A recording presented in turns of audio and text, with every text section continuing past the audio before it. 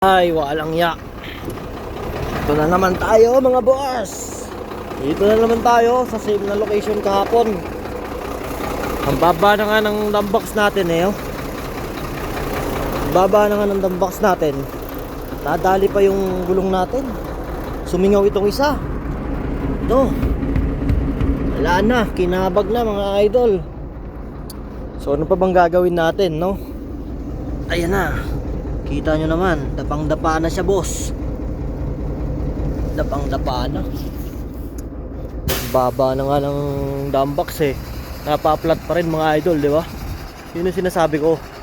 Kaya walang pantayan lang yan. Yung karga niyan mga idol, water level lang. So yan yung unit natin dito, napakadumi. Wala man lang hugas-hugas mga idol. Gawa ng wala kang time maghugas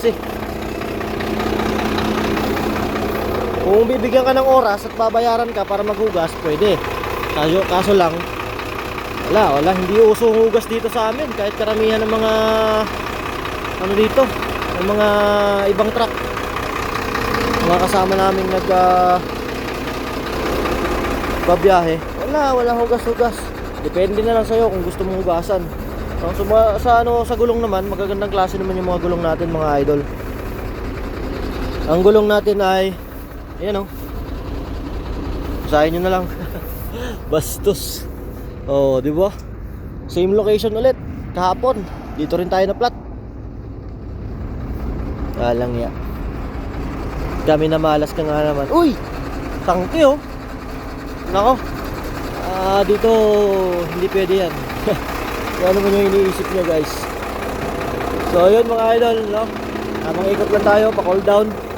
Tapos gagawin na lang natin ay kakain na lang tayo. Yan yung mga reflectorize nila dito guys. Ganito lang Ganyan lang. Meron din sila reflectorize yung isa na yon. Kaya lang karamihan ganito lang yung ginagamit. Ayan, mga reflectorize lang na to. So ito lang yung baon natin mga idol. Tanghalian natin yan. Ulam natin ay isda. Hanapin na rito. So ingat tayo mga idol, mga boss. Ingat palagi. God bless.